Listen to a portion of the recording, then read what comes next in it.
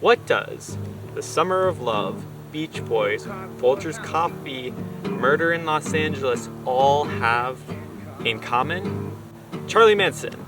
Welcome to Grey Heavens, a scrupulous place in space where saints and souls have friendly chatter about things that really matter. Specifically, drama documentary. A documentary by Neil Rawles called Manson. We start the documentary with a sizzle clip of the horror that occurred of the night that killed 5 people. Of a knife scraping down Charlie Manson himself as mugshots flip by with a melting into the words Manson. June of 1969. We're introduced to Linda. Narrator Linda Kasabian tells of her rocky relationship with her husband and the love of a community. So she packs her daughter in this old 60s model car and they drive to Spawn Ranch, which was owned by a 71-year-old named George, who invited the Manson family to live on the ranch. And Gypsy and Linda go around to the different people who were living there at the time. Patricia Krenwinkel, Susan Atkins, Linda Van Herlen, as they embrace, and Charlie and his go-kart roll by. At Spawn Ranch, there were 32 adults and 7 children living there. One of those adults was a man by the name of Tex Watson. And Linda explains that Tex had her on the first night. And in this scene, if you listen carefully, you can see a manipulation by Tex of Linda to go steal from her husband, which she does, and her husband's partner. She gives the cash to the contribution of the Manson family, and she meets Charlie. She meets Charlie and his kind of his charisma, his appearance, his sort of voice. He knew how to navigate people. And then you get a little slideshow of all the people involved, directed to you by the chief prosecutor. He goes through the people involved in the Tate murders, of their backgrounds, their ages, which they were only like 20 years old. 18 minutes into the film, there's a scene. And a scene that, use your discretion, a planned orgy of the family. You learn that the family is extremely sexually charged and also LSD charged. After this scene, you see Charlie sitting on a stone, and all of his pupils and disciples are gathered around him as he's charging them for a apocalypse, for a coming of Armageddon, or Charlie's prophecy of a race war. Now, Charlie was a racist. He believed that the white man in intellect and in ability are more superior to the African race specifically. And he believed that the African American race is going to overthrow the white, I'm assuming just the white race.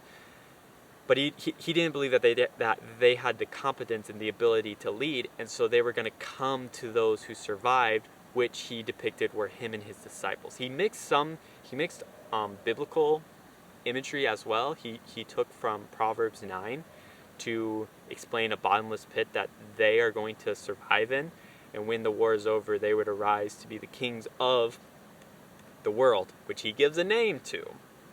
This is where the Beach Boys come in. Dennis Wilson was a part of the Beach Boys.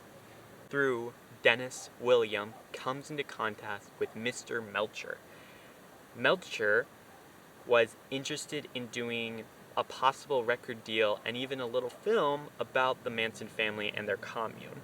Mr. Melcher was living at 10,050 Cielo Drive, Benedict Canyon, Los Angeles.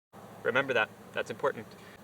Manson, in his rage of not getting the record deal, stormed Wilson's house, which Wilson had left.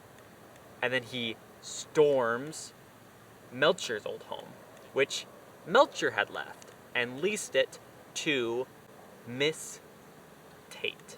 So the murders happen. 5 people die. Patricia Tate was also 8 months pregnant.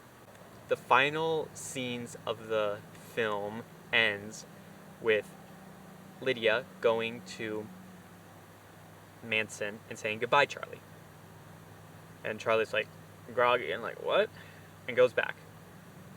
She goes into the car. It doesn't turn over. Charlie's suspicion grows. It's eerie. Is he gonna come out? And the car starts and it drives off to the safety of Linda.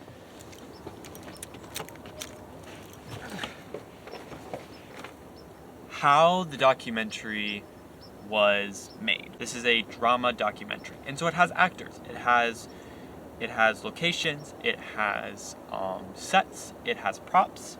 So that alone gives it kind of a movie feel than a documentary feel. Sure, it has eyewitnesses' account, but you're right here.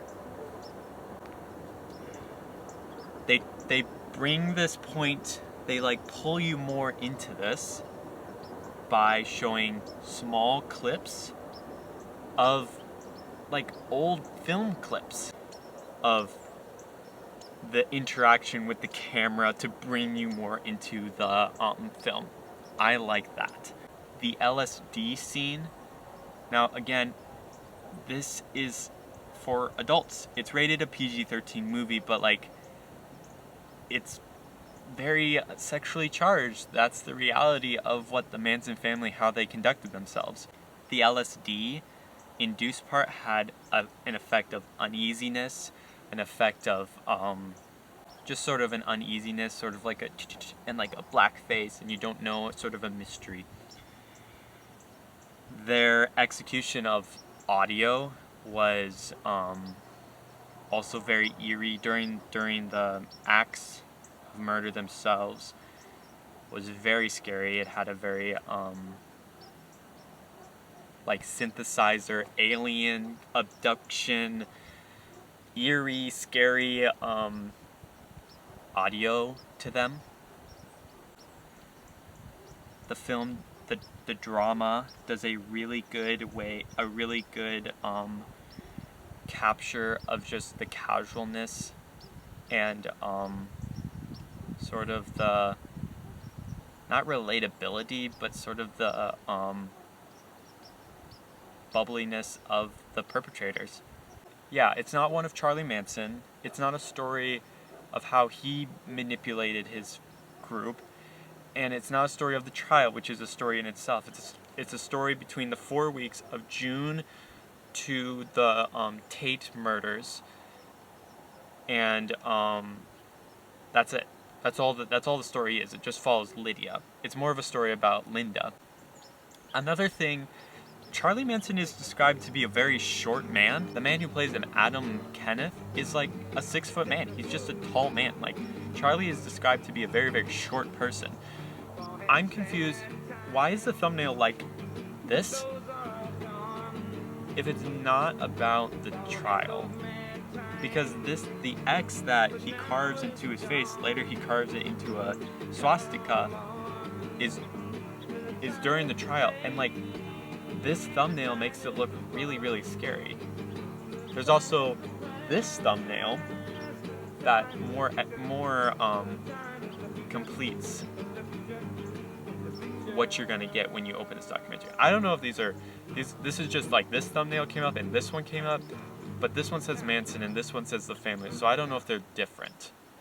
What do you plan to do with your life now?